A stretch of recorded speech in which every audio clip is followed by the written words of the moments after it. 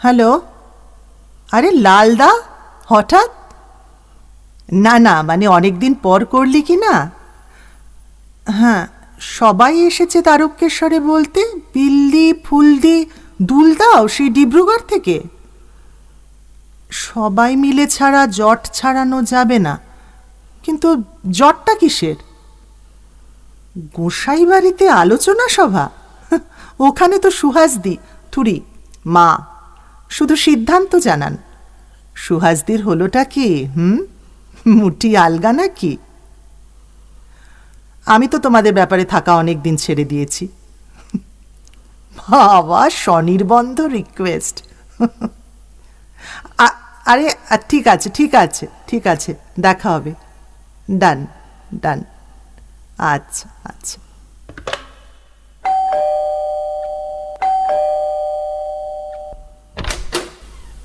মা, তুমি? ভেতরে আসি খুকু। ও হ্যাঁ, এসো।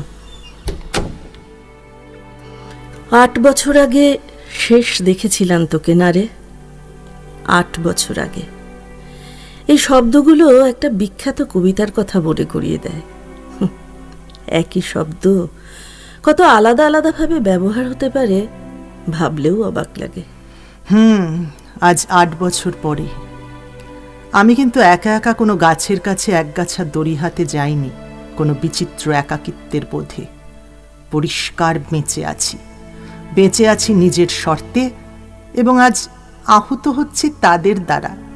তাদের দলে তুমিও আছো মা, যাদের কোনো গুরুত্বই আমার কাছে নেই, অথচ বুঝতে পারছি এক অর্থে হয়তো আছে। প্রণাম করিসনি। তোর দাদা দিদিরা আমার থেকে এত কিছু পেয়েছে, কিন্তু ওরা কেউ আমার কাছে নত হয় না।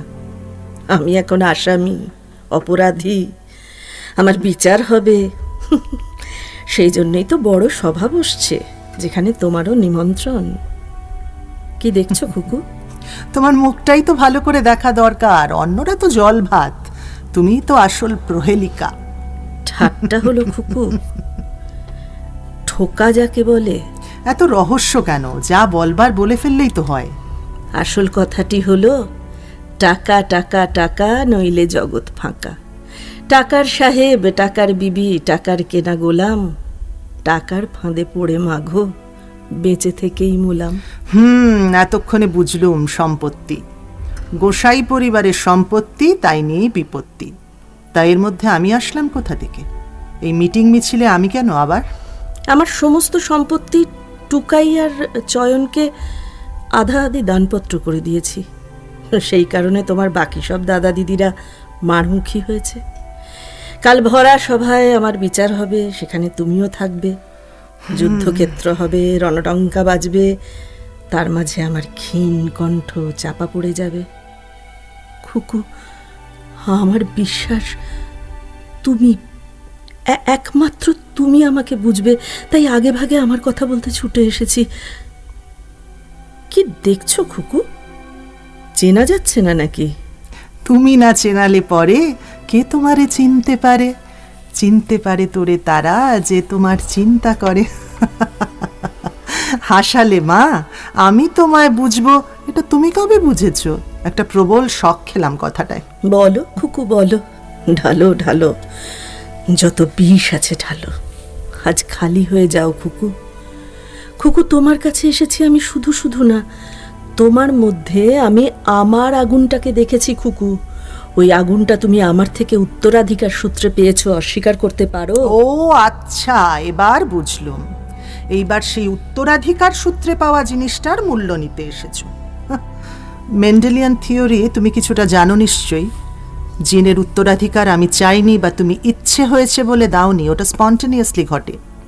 আর শেষ কথা, আমি তোমার মতো নই, আমি আমার নিজের মতো।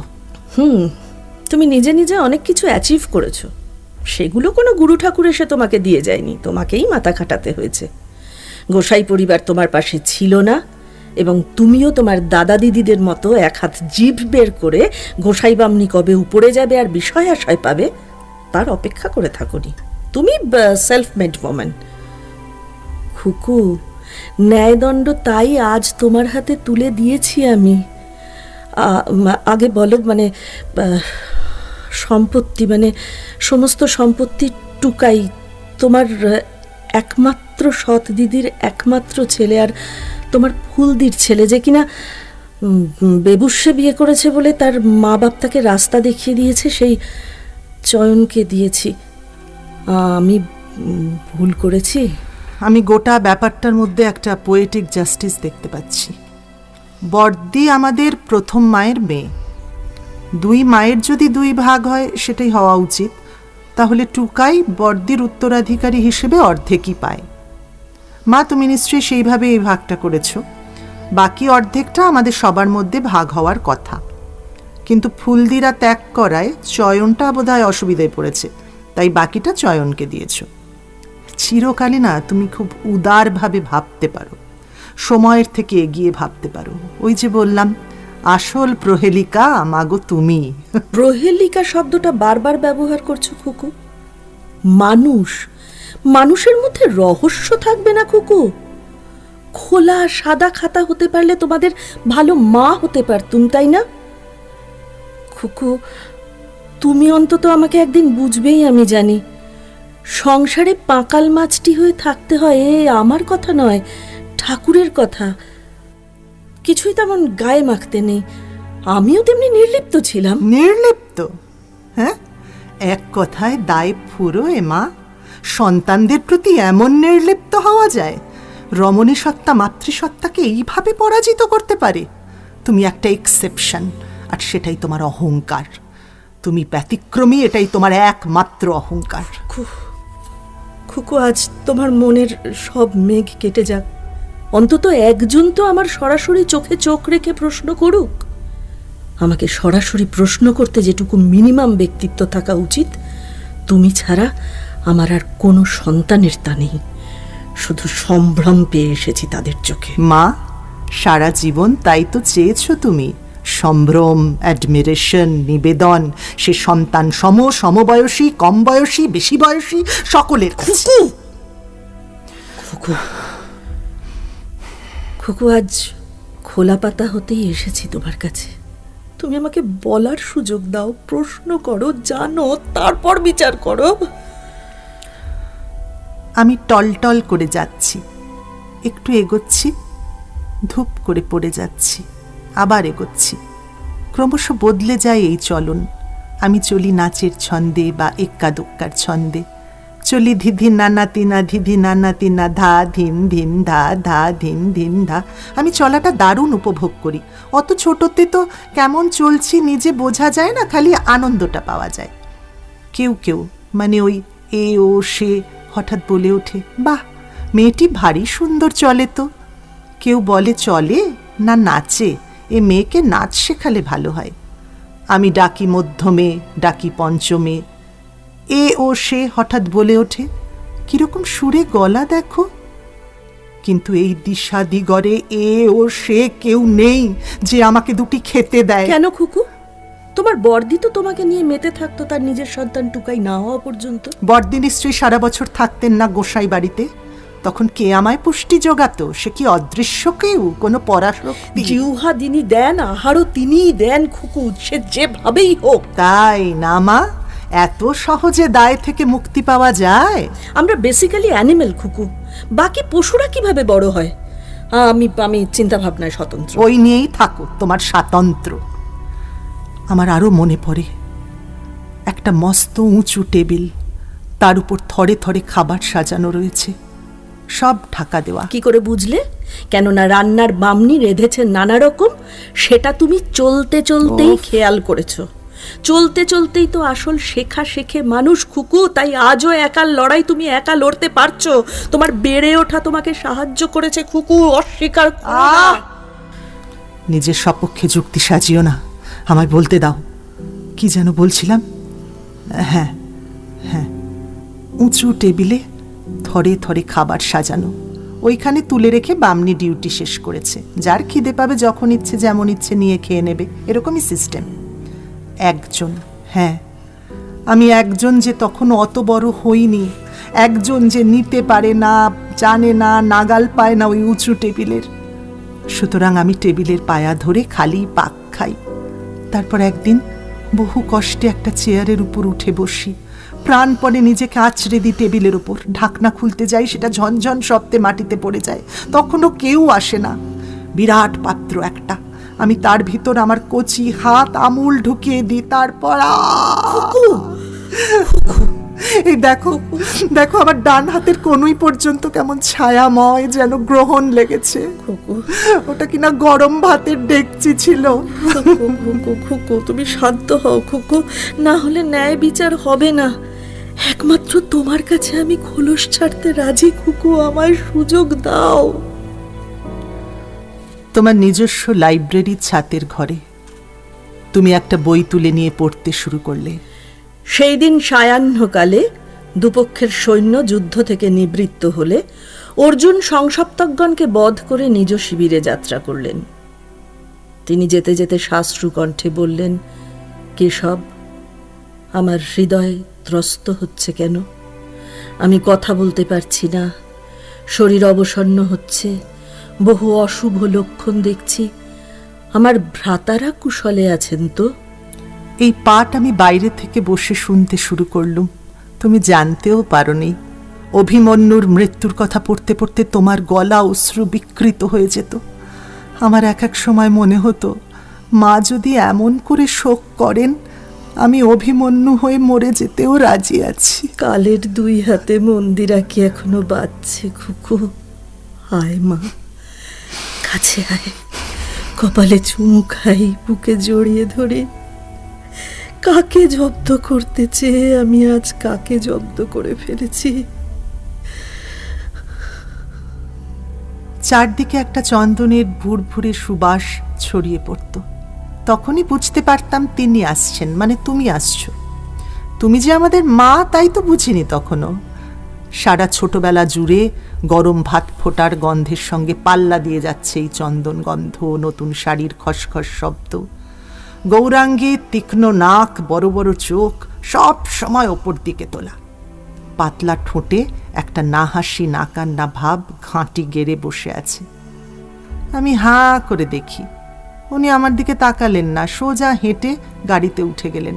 ওর পেছন পেছন গেল অনেকে, শুকুর চাচা, পরাণধন ভট্টাচার্যি, সাহেব দাদা, আরও কত কেউ। আমার একমাত্র সঙ্গী, যার বয়স বেশি হলেও মস্তিষ্কের বিকাশ হয়নি, তোমার ভ্যাবলা ছেলে ভুলদা। ভুলদাকেই জিজ্ঞাসা করলাম, ও কে রে ভুলদা? ভুলদা বলতো, ও তো আমাদের মা। আমি বলতাম, আমারও? হ্যাঁ, সবাইকার। সাহেব দাদা, পরাণ জ্যাঠা, ওদেরও? ভুলদা বলতো, তোর বোকা, বড়দের আবার মা হয় নাকি? শুধু তোর আর আমার। শুধু তোর আর আমার? না, আর ওদের। লালদা, নীলদা, দুলদা, বড়দি, বিলদি, ফুলদি। শুধু দাদা দিদিদের? তাহলে সাহেবদার নয় কেন? মা কনসেপ্টটাই তো অজানা আমার কাছে। সাহেবদা তো দাদা, তবে সাহেবদার মা তুমি নও কেন, বা মাতৃসমও যে নও, তা আস্তে আস্তে বুঝলাম তুমি শুধু সুহাসদি। সাহেবের সাথে আমার সম্পর্কটা নিয়ে তোমার মনে আজও ধোঁয়াশা আছে। সাহেব সুহাসদির হাঁটুর বয়সী খুকু। সুহাসদির পায়ের কাছে পুরুষ মানুষ বসে থাকতে পেয়েই খুশি থাকতো। দুটো কথা বললে প্রসাদ পেত মনে করে তৃপ্ত হতো, আমি দিতাম। আমার থেকে যা কিছু বিচ্ছুরিত হতো তা যদি অন্যকে আলোকিত করে তাতে কোনো দোষ নেই। অ্যাডমিরেশন কে না চায় খুকু, তুমি চাও না? হ্যাঁ, নিশ্চয়ই চাই, কিন্তু সন্তানের বয়সী কারোর কাছে নয় নিশ্চয়। আমি উপভোগ করতাম মাত্র খুকু, আর কিছু নয়। খুকু, ভাই পাতানো, দাদা পাতানোর মতো ছেলে পাতানো এসব আমার স্বভাবে নেই। আর যা করতাম তা শুধুমাত্র একজনকে জ্বালা ধরানোর জন্য। হ্যাঁ, একমাত্র মহর্ষিকে ভালোবেসেছি আমি। নিবেদন করেছিলাম আমার সব, যা কিছু দামি। আমার থেকে 20 বছরের বড়, যার প্রথমা স্ত্রী গত হয়েছেন। তিনি কবি, তিনি ঠাকুর, তিনি মহর্ষি, তিনি তোমাদের বাবা। মহর্ষি আমার বাবা, যার সঙ্গে আমার পরিচয় হঠাৎ একটা ঘটনার মধ্যে দিয়ে। সুহাসদির পাশের ঘরেই থাকেন তিনি। পর্দাটা একটু একটু যখন উঠত তখন চেয়ারে শুধু দুটো পায়ের তলা ভালো করে দেখা যেত। আমি অবশ্য জানি তার উপরে আছে সাদা পাজামা, ধনে রং পাঞ্জাবি, তার উপরে একটা রেখাময় গলা, মুখ, দুটো হাতের মাঝে একটা বই। পাশের টেবিল থেকে পেন্সিল তুলে নিয়ে দাগ দেন।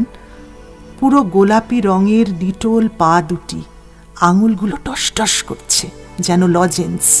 আমার মহর্ষির আঙুলগুলো চুষতে ইচ্ছে করত। হ্যাঁ, আমারও অমনি ইচ্ছে হয়েছিল। একদিন মনে হয়েছিল বুঝি সেগুলো থেকে বেরোবে কোনো আশ্চর্য অমৃততম রস, যা পান করে আমি বল, বিদ্যা, বুদ্ধি, জ্ঞান, ঐশ্বর্য সব পাবো। সুহাসদি আর মহর্ষি, দেবলোকের উর্বশী এবং দেবতা, আমাদের বাবা মা। এত অসাধারণ বাবা মা তো কোনো শিশু চায় না। এমন বাবা মা যারা ধরা ছোঁয়ার বাইরে রূপকথার চরিত্র। দেবতাই বটে, বিরাট তার পাণ্ডিত্য। সুহাসদি যেমন সব সময় ঘোরাঘুরি করছেন, ছটপট করছেন, মহর্ষি তেমন স্থির, অচল প্রতিষ্ঠ। তার ঘরে সব সময় হাজির থাকে ময়না, একটি ওই সুখসারি জাতীয় মেয়ে। সে ওর ফরমাস খাটে, ওই জল আনে, খাবার নিয়ে যাচ্ছে, কোনো বই দরকার হলে এগিয়ে দিচ্ছে, কেউ দেখা করতে এলে বেরিয়ে এসে তাকে জিজ্ঞাসাবাদ করছে। আরো বলো, দরকার হলে পা টিপে দিচ্ছে, মাথায় হাত বুলিয়ে দিচ্ছে, অনেক সময় উনি আবার হাত বুলিয়ে দিচ্ছে। মা! খুকু, মহর্ষির সঙ্গে ময়নার এই নিকটত্ব তুমি সহ্য করতে পারতে না? হ্যাঁ ঠিক, সেটা মেয়ের অধিকার থেকে। আমার মনে হতো ওখানে আমার থাকবার কথা। ময়না আমার জায়গাটা নিয়ে নিচ্ছে। কিন্তু তুমি কি করে জানলে সে কথা? যতই চোখ উপরে তুলে চলি না কেন, নজর আমার নিচের দিকেও ছিল। টের পেতে দিইনি মোটেই কাউকে। তোমার আর সব দাদা দিদিরা ছিল নির্লিপ্ত। হাবাগোবা ছেলে ভুল, তার কথা বাদই দিলাম। কিন্তু তুমি নিজের অধিকার যে এক চিমটে ছাড়বে না, সে কথা আমি তোমার সেই বয়সেই চোখ দেখে বুঝেছিলুম। আস্তে আস্তে বড় হতে হতে শুনতে পাই উনি মহর্ষি, এক জমিদার, রাজাগোছের মানুষ। পড়াশোনাই তার একমাত্র ধ্যান জ্ঞান। তবে তার জমিদার হওয়া কিন্তু জন্মসূত্রে নয়। তিনি এসব ধন সম্পত্তি সারা জীবন মাথা খাটিয়ে উপার্জন করেছেন। ভীষণ বৈষয়িক বুদ্ধি ধরতেন তিনি। কিন্তু একবার এই উপার্জন হয়ে যাওয়ার পরে তার আর এ বিষয়ে কোনো মোহ, কোনো আসক্তি থাকতো না। তিনি একজন ফিলোজফার মানুষ।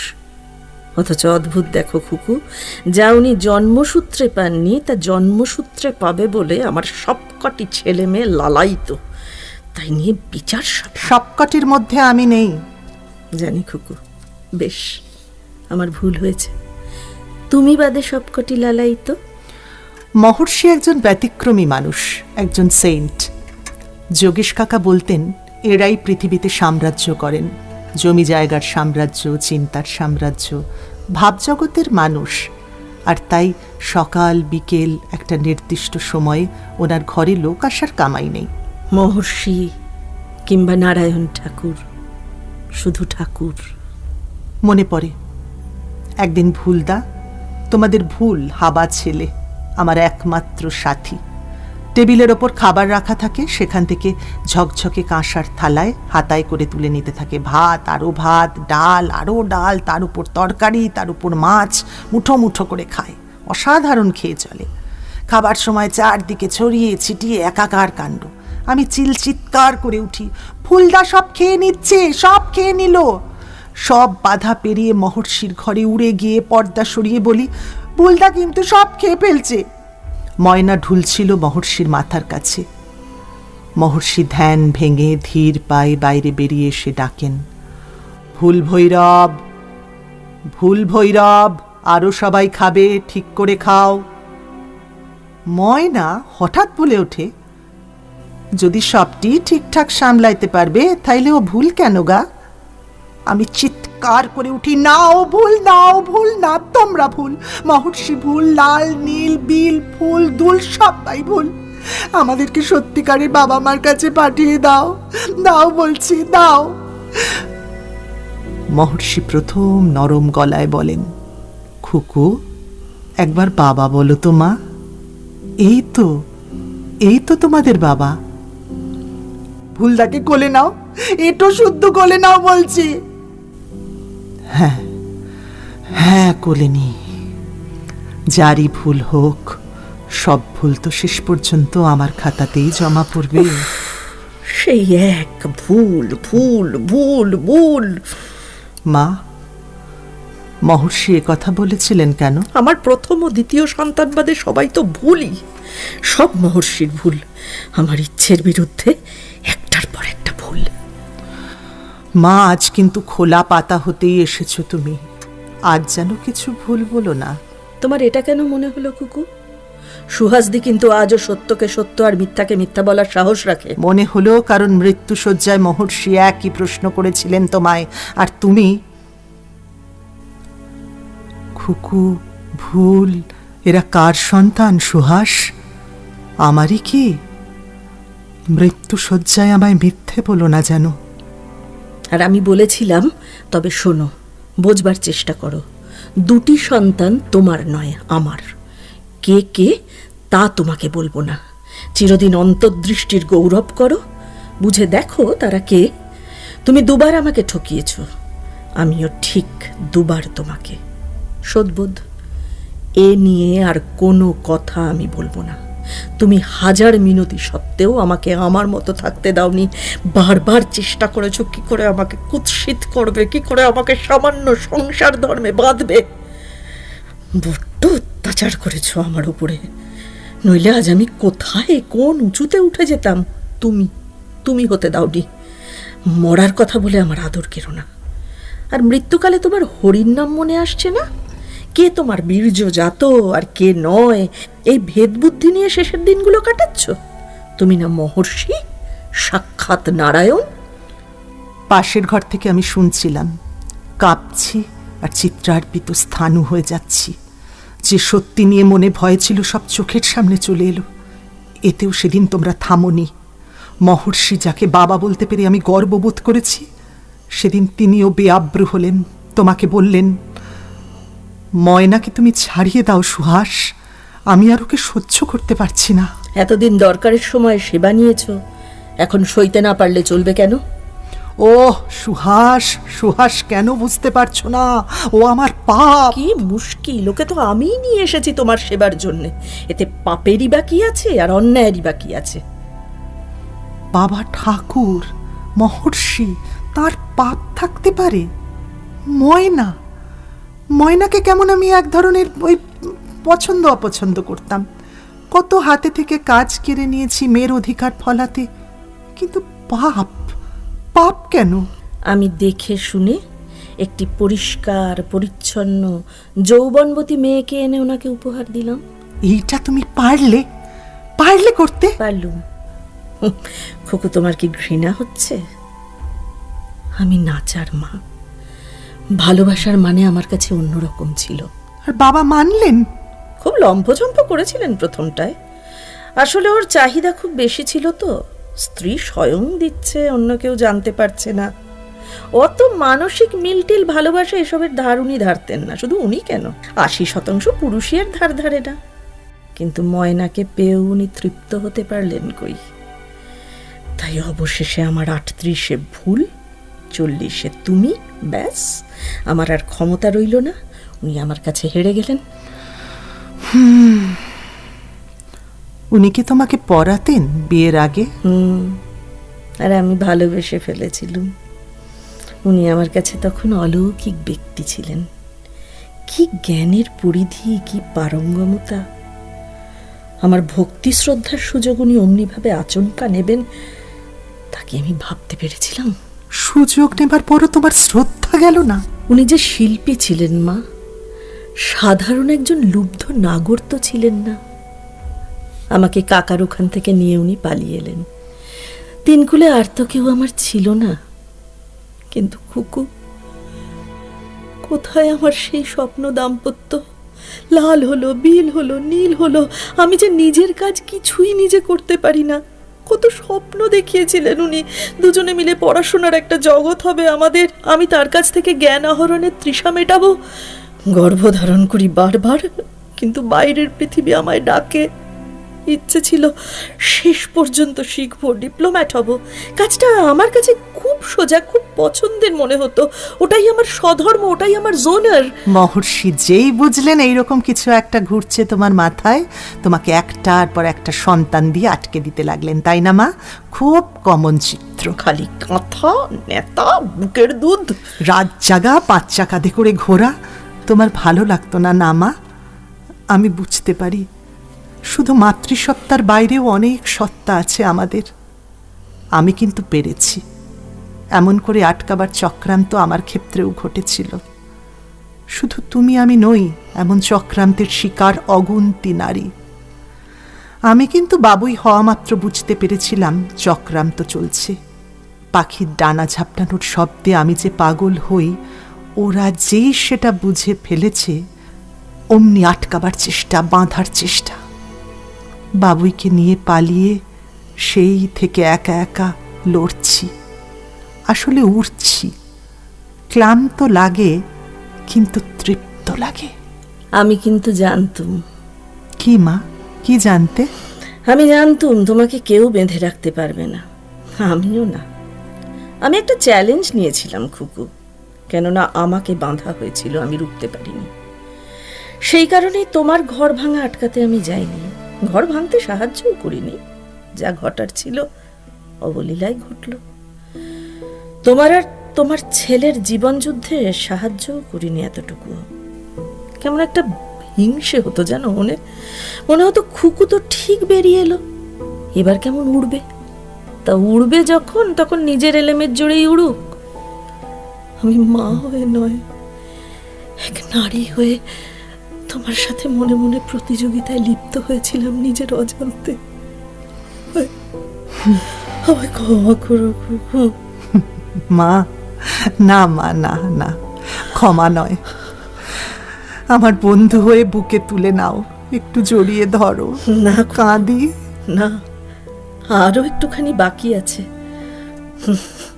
তোমাকে আমি এখানেও পরীক্ষা নিতে এসেছিলাম খুকু, তাতেও তুমি 100-তে 100। আমি মিথ্যে বলেছি। টুকাই আর চয়নকে নয়, আমার সমস্ত স্থাবর অস্থাবর সব তোমায় দিয়েছি।